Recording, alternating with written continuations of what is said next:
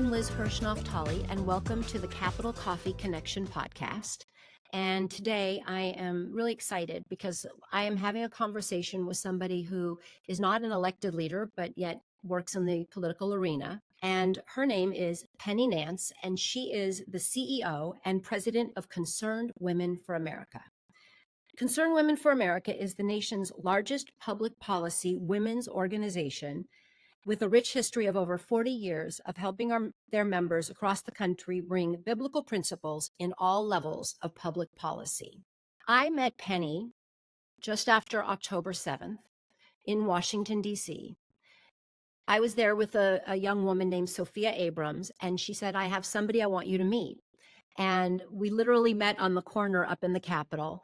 And I just still remember that moment because I was there really desperate and in a really hard place because my great niece, Abigail, had been kidnapped, abducted on October 7th after she and her brother and sister, 6 and 9 years old, witnessed the murder of their parents by Hamas terrorists.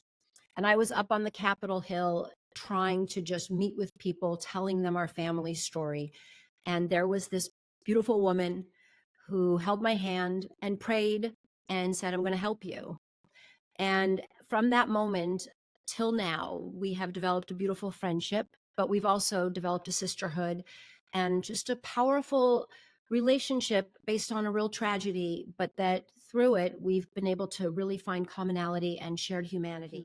Not only is this an opportunity for me to really just say thank you to Penny, but also to just really have an honest, authentic conversation with a woman who has very different background than I do and comes to this from a different place. But when we came together, we were able to make and bring change. And for me, that's been a really special opportunity. So I just want to say Penny has really touched my heart. And as a way of introducing her, I just want to say thank you for being here, but thank you for being in my life and having helped our family and so many Americans who were held hostage, and so many Israelis and people from over 25 nations who were kidnapped on October 7th and taken to Gaza, because you've been a real advocate, you and your organization, for their release. And also, I really want to say thank you for the work you've done to fight antisemitism and support Israel. Thank you, Liz. That is so sweet. I feel sort of tearful as I remember that first day.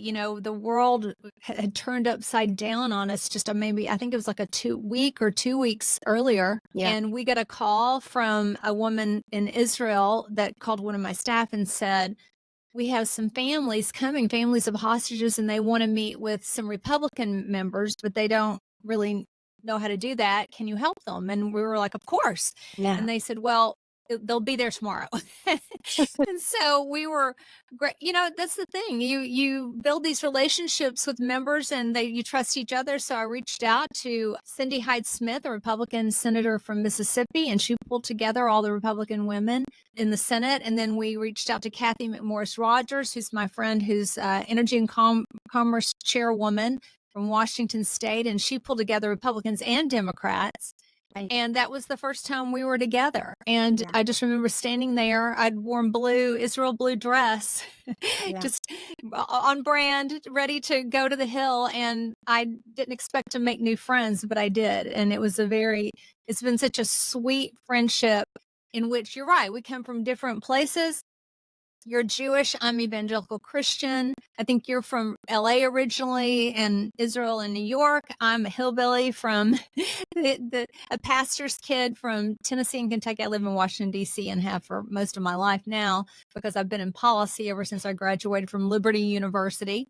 And so we come from very different places in many different ways, but there's a sweetness to the fact that we found common ground and something so much bigger than ourselves that we had to move into this moment to advocate for, as it says in Matthew, the least of these families, these victims, the women that were raped and abused, and the families who lost people. And then, of course, little Abigail, and who was released, but the many others that are still being held. Yeah. I never want my grandchildren to ask me, what did you do, and not have an answer to that, because to me, this, in my lifetime, this is the biggest, most outrageous moment that I think I may have ever experienced. And so Yeah. our organization, we have 500,000 women around the country, and we have 285 Young Women for America chapters. Right. So in every way that we could connect, bringing hostage families to meet members of Congress, including Speaker of the House and Majority Leader Steve Scalise, and all these relationships that we have on many different issues with members, but being able to connect our new friends to them. Also, our Young Women for America leaders have been so strong on their campuses and led in times where I know especially at the beginning, where the Jewish students weren't ready yet. I think they were afraid. I think they're still afraid. And they were willing to lead these prayer vigils for Israel and then invite them to come along and link arms and love them and pray for them. And I was at many of those. And, they would invite the Hillel chapters and, different people. And I would watch these Jewish children just weep, just weep. And even in Clemson, which is, the deep South, Clemson, South Carolina, I had a Jewish student say to me, this is the first time since October 7th that I felt supported on my campus. Yeah.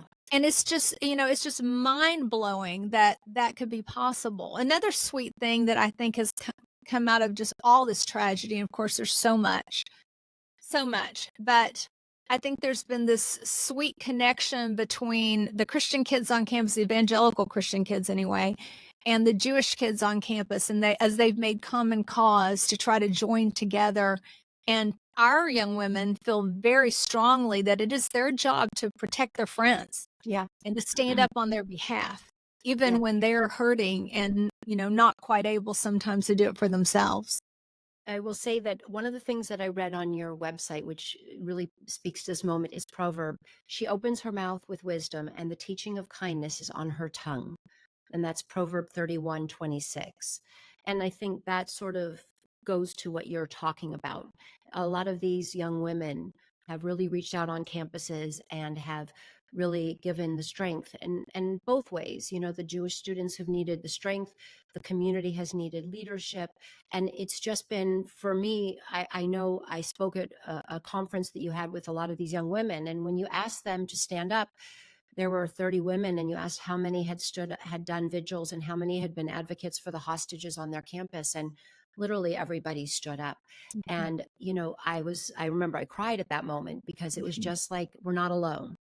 And these young women, who are the future, were also looking at this and saying, this is an international humanitarian crisis. This isn't Right. about Jews. Because as we know, look, there are over 5 religions that are represented currently as hostages. And Mhm. they were from the day when there were 250 taken. They represent currently 20 plus nations. So this isn't just America. This isn't just Israel. We still have 8 American hostages. And that's, something Americans need to know. But these are people from all over the world representing different religions and different families. And like you've said, like, this is a moment where we're all coming together to say, this is the truth of what happened on October 7th. And it is not okay, because you and I both know, whether you're a hillbilly or I'm a big city girl, this could have happened in our neighborhood. And Sure. we have to be very clear that it can't happen anywhere. There's nowhere room for terrorism, no matter where in this world. We're right now in the process of sponsoring focus groups among Jewish kids on college campuses in order to pull out and have documentation of the trauma that they have experienced at this moment with the anti-Semitism. And I'm just now starting to get the audio back from some of these interviews.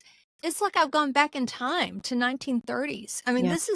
my eyes have so been open to anti-Semitism. I knew anti-Semitism existed, but I thought we're pretty much over it. Like, I think we've come a long way, I guess is what I would have said.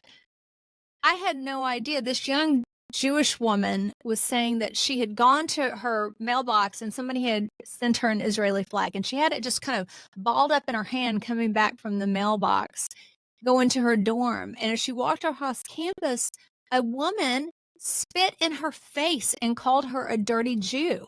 I mean, I'm like, what is happening?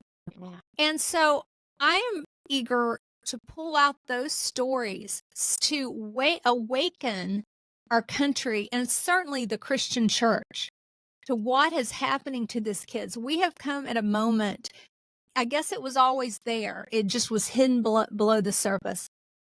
But anti-Semitism, the poison of it has bubbled up to the surface now. And now that we see it, what are we going to do about it?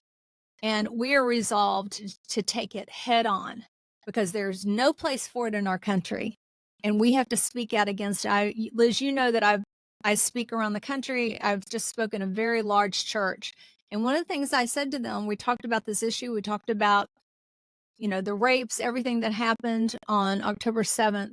I also called the church to account because the truth is, when you grow up as a young evangelical kid, you read the Diary of Anne Frank and you learn about, Dietrich Bonhoeffer, and you learn about a woman named Corrie ten Boom who hid Jews during the Holocaust in her home. She lived in the Netherlands, but she was a Christian woman. And we always give these books to our children and, point out the heroes.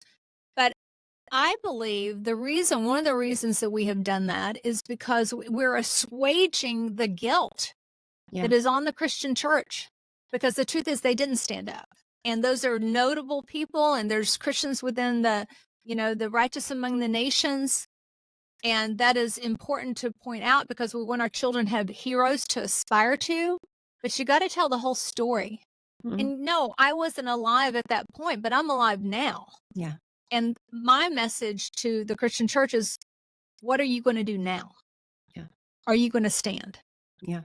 Well, look, I grew up also thinking, yeah, there's anti-Semitism, but when I woke up on October 7th and I found out that my niece and her husband had been murdered, and my niece was an American and her husband had been murdered in front of their children. And then a few days later, we learned that Abigail hadn't died because we had thought at that point she had died in her father's arms when he was killed. And then we learned a few days later that she had survived and she was a hostage. And, one of the things that I couldn't understand right away, and this was even before the war began, after Israel attacked, was that people were already celebrating. People were already denying October 7th. People were already saying, as some people said, it was deserved. And that just the narrative became so dirty and so ugly so quickly. And I have to say that it was like at that moment where we're neither one of us are, in college, we're not young, but it was at that moment in my age and my life where I thought there's something very dark and demonish here. And it's going to be something that will keep growing. And so part of the reason why I keep telling the story of Abigail and all the hostages and really expressing these families and what they're going through. And while we're sitting here and having this conversation, there's 100+ people that are in dark tunnels being abused by Hamas terrorists. And I can't sit back, and I know you can't either. And so, part of this conversation is, yes, we have found something that we can, both understand, but what we're talking about is an international humanitarian crisis. And the world should be in an uproar because, like I said, this isn't about Israel and it isn't about Jews. It isn't about Christians. It's about everyone. Mm-hmm. It's true.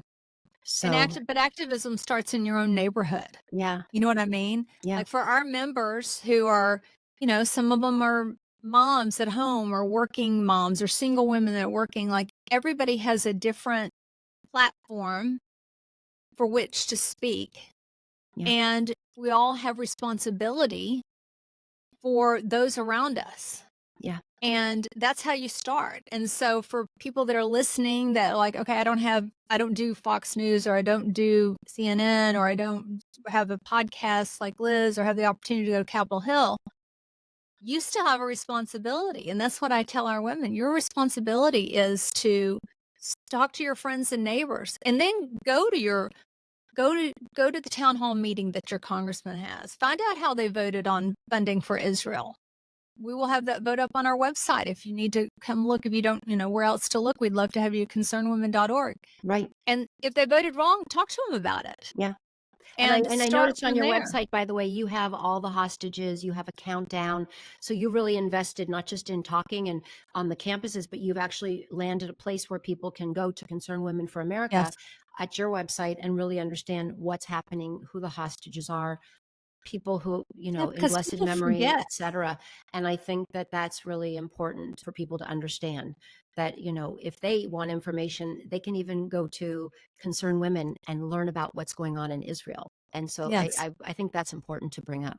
Yes, we wanted from the very beginning to have a countdown clock because it's so easy for people. Like right at the beginning, there was so much attention, and then it kind of died down. In some ways, that was almost scarier because to forget them is the completely wrong thing to do. And Yeah. if they are forgotten, how do we work to get them out? And then, of course, what happened with the pro Hamas groups on campus, they don't know they are in some cases, but they are, brought it back to the forefront, and now we're talking about it again. And I do hope that it's hard when you watch the news, I think, to have the right perspective And also, because the I will also loudest. say, and to get the truth, sometimes it's hard to get Yes, the truth. that's true. That's 100% true. And you everybody tends to be echo chambers, whatever's, what you're listening to. You're better to flip around channels to get the overall view of Yeah. what really is happening. I hope that, Liz, that these loud, angry voices are not representative of the vast majority of Americans. Yes, they're loud and they're well funded. Oh my goodness. I just want to know so badly where all this money is coming from because as somebody who puts together events and puts together rallies, hundreds of millions of dollars Yeah. have been spent. You don't just snap your fingers and bring that kind of numbers of people together. Yeah. It's very organized and it's extremely well funded. Yeah. And I hope that the CIA and others are actually tracing the funds because I'm sure that it goes back to Iran and, other nefarious players. And, how it gets here is probably very complicated, but I don't doubt it. And then other very misguided people who are funding this effort that are hurting Jewish students, Jewish kids, and hurting our nation. And hurting, I think hurting our nation as a whole, and also what the values that we have of freedom and liberty. And so, one of the things that I can say is we need to keep this conversation going. But I want to also just get a little bit, because I really hadn't known where you came from and your father. And could you talk a little bit about growing up and what kind of Yeah. influence your parents had? Because for me, that's also interesting to know where, and I've talked with different leaders, like, where do you come from and what kind Yeah. of parents? So could you share for a few minutes just Oh my about your goodness. family? I'm fairly typical of, an evangelical Christian family, but probably for a lot of Americans is atypical. My dad was a pastor in my entire life. He pastored. I was born in Tennessee near Gatlinburg, Tennessee, near Dollywood, for people that know what that is. And then he moved to a little town of 6,000 people in Kentucky when I was 8 years old. So I grew up in Tennessee and Kentucky.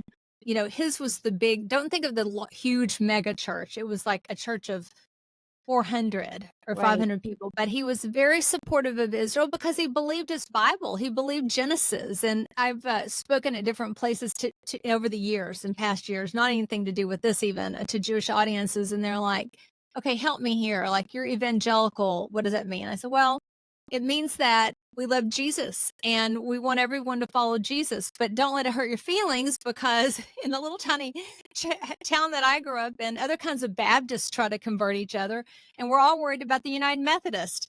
And so it's better for you to think, for me to believe my Bible and to believe Genesis because I actually believe in the Abrahamic covenant. And I think it's forever. I know that God gave the land to Abraham and to Abraham, Isaac, and Jacob, and to their descendants. And I know that I am told specifically that God will bless them that bless thee and curse them that curse thee. And it may not feel like it at this moment, but I know that I'm needed. And I believe the vast majority of evangelicals know that they have a special relationship with Israel and with the Jews.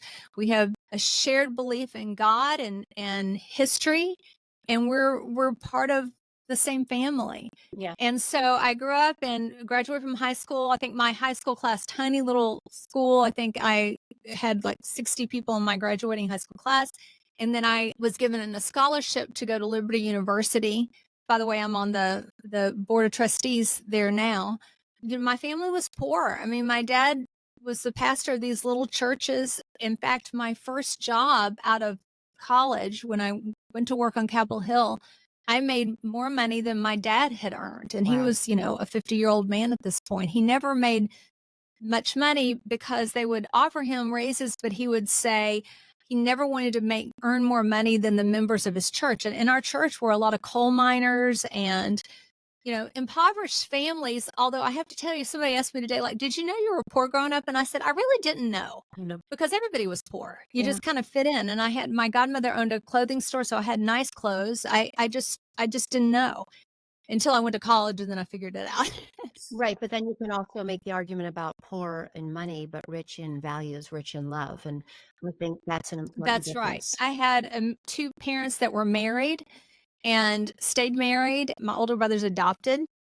My love for adoption, I think, stems from that. Yeah. They adopted him when he was 6. He was a troubled kid. They were infertile, and then 3 years later, I was born, which is often happens that, I think Yeah. that surprise baby.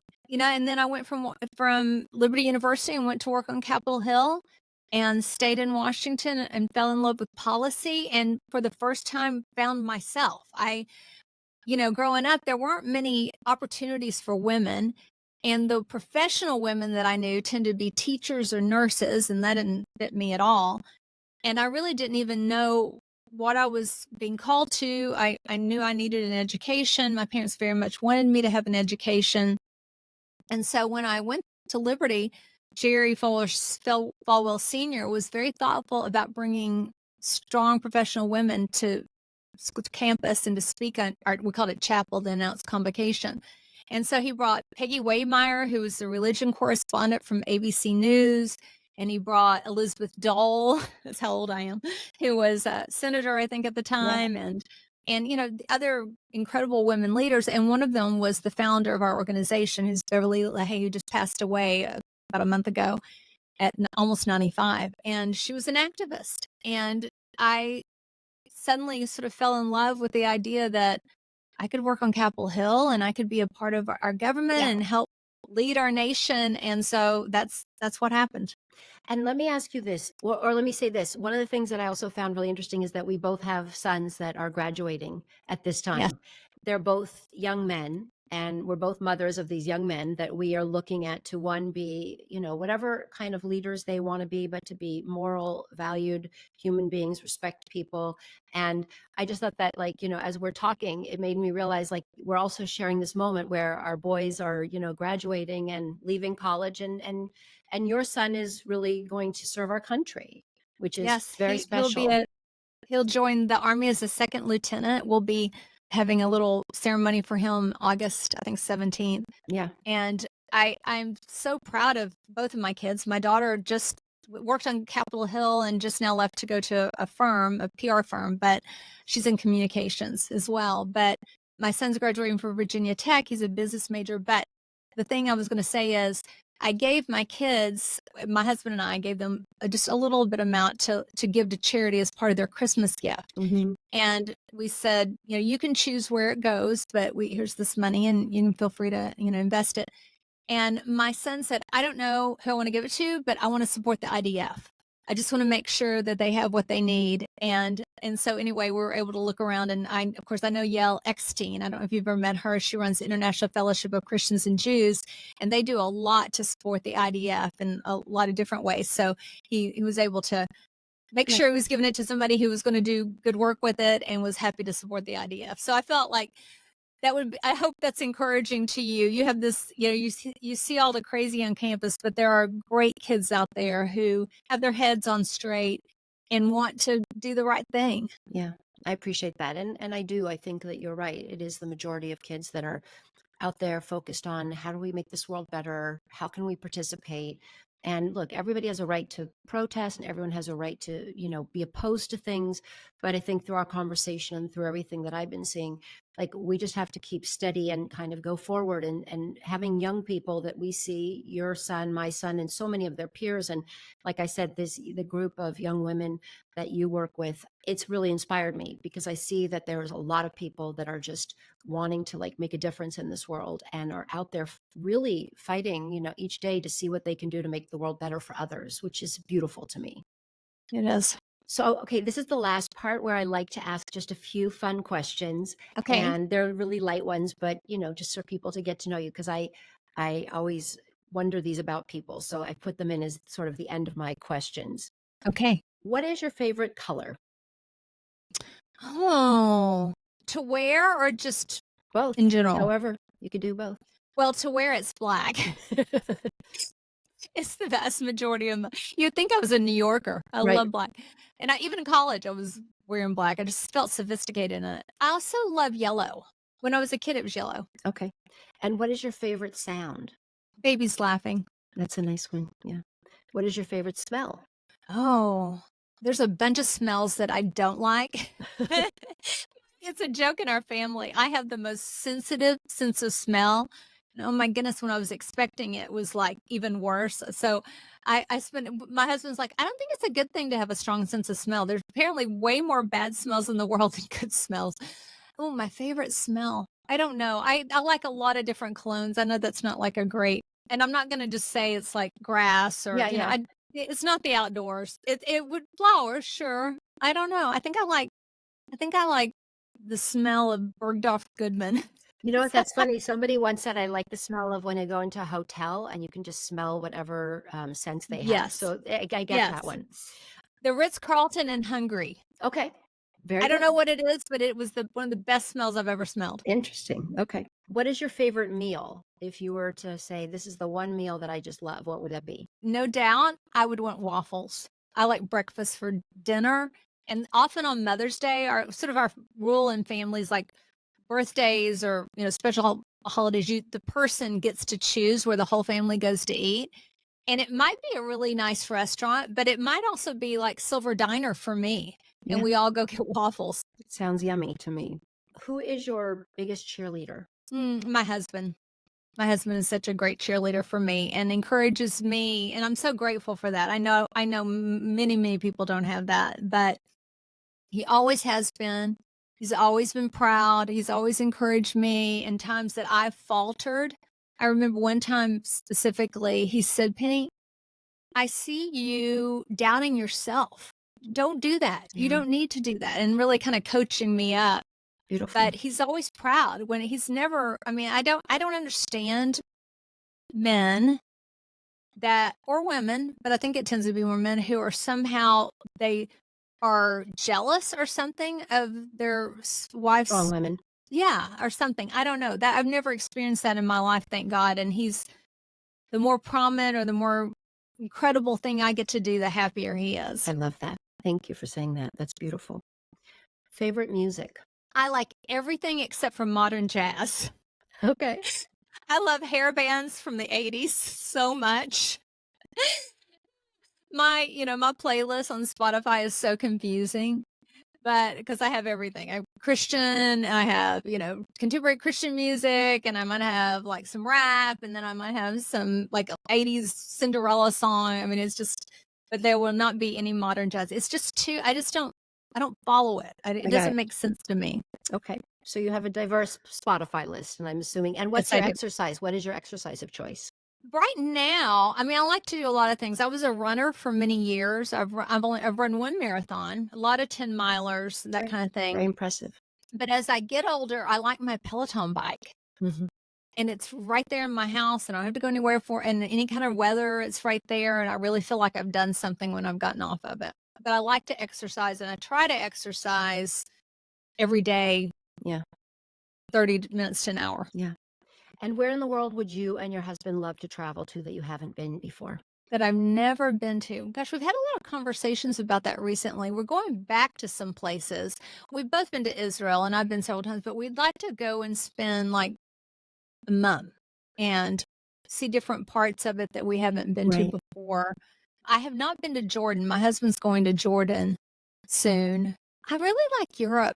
I know that's not exciting. I did go to Taiwan just about 6 months or a year ago, and that was very different, very, very different. Not a lot of people who were non-English speakers, but I don't know, I just love Europe, I Okay. have to say. That's a good one. So at the end, and I could talk to you for a lot longer, and we will keep talking Same. offline, but hopefully we'll keep talking and sharing our experience with others, because I think there is like you said, it's sweet, it's beautiful. And it brings me to my last question, which is I always ask, what is your definition, or what is somebody's definition of joy? What brings you joy? If you feel joy, how do you share that joy? And Mm, how does that that's make such a good others? question. And I think that that kind of is really something that we're missing, because people do go to the negative and there's a lot of hate and distrust, as we've talked. But I think joy is something that we can bring from within and share with others. That is such a good question. I think people make the mistake of equating happiness with joy. Happiness is temporary. It's based on emotions in the moment. Joy is much deeper. And my joy is based on my faith in my family. And I'm so grateful that I have a work that I believe in that I feel like really contributes Yeah. to others. Just by being real and being honest. There's the beautiful, our young ones especially deal with the Instagram world where everything's perfect and glossy and, and everybody's hair is perfect. Makeup's perfect. Our lighting is perfect. We're talking about lighting, how important that is when you get to be a certain age. But that is not reality. There's good days, there's bad days. Even if you're doing things you love, you have bad days. Even if you love your spouse, you fight with them sometimes. Even if you have strong faith, sometimes you have doubts or you have hard days. But being real about that, I wrote a book in 2014 called Feisty and Feminine, and I tried to be very honest in that book. I mean, my life's not been perfect. I've had a great life, and I've gotten to do so much more than a little girl from Tennessee and Kentucky should have ever gotten to do. I've gotten to meet with presidents, and I've gotten to meet with senators, and I've gotten to travel in the world, and I've gotten so many things. But also, I was assaulted in the late 90s while I was pregnant with my daughter out on a running trail in Virginia in the bright daylight. And thankfully, a passing motorist stopped and I wasn't raped, but I was traumatized in a way that I think for many years I've still had to work through and walk through, even to this day, in so many different facets. I struggle sometimes to even talk about that because sexual assault is such an important issue. I think this has given me a perspective into it, but I almost have like survivor's guilt because I actually survived and wasn't actually raped, but I was physically battered and everything, kind of kidnapped. And I got closure. I was the woman that the system worked for, and he was arrested and sent to prison for 15 years. And Wow. he assaulted two other women besides me. So my story is a little bit unique, but I do think it's a way, I think, and this is a little bit afar, I guess, of what you asked me, but I think we bring joy to others by reaching out to them, being real with them. I want to share the love of Jesus to anyone that's interested in listening, but I also want to love them where they are, whatever that looks like. Yeah. And part of that is me just being real about who I am, what I believe, what I've experienced, and inviting them to come have a cup of coffee with me and figuring out, like you and I did, Liz. Really, Yeah. we're two women that disagree on a whole bunch of issues, but we found one that was so important to both of us, and we were able to build a friendship in common on that common ground. I don't know why that more Americans at this time can't seem to do that. I don't know why we've all gone to our corners instead of reaching out to your neighbor who lives right next door to you and flies a different kind of flag. I've got an Israeli flag going in front of my house right now. I've had people walk by, take pictures of it. I live in Alexandria, Virginia. I'm always wonder where are those pictures going? Is it to a friend to encourage them, or is it something to send to somebody so they can, make a snarky remark? I don't really care. I just want to say what I need to say and love people as they are right where I am, Well, I'm going to, as an imperfect woman, a wholly imperfect person. well, imperfect, but with, beautiful imperfections, but really trying to do the best. And I think that's what we are all trying to do. And I just want to say thank you, because first, I've gotten to know more about you, and you are a beautiful woman inside and out. And I really just appreciate you. And I appreciate your authenticity and your honesty. As I started this, you really touched me, and I could go on, but you've been Mm, there for me. You've had my back, but you've been there for so many others. And I just want to say thank you. And I look forward to seeing you in person real soon. But in the meantime, me too. just know that I appreciate and I'm grateful for Thank our you. friendship. Same. And I can't wait to see you again and give you a hug. Okay. Thank you.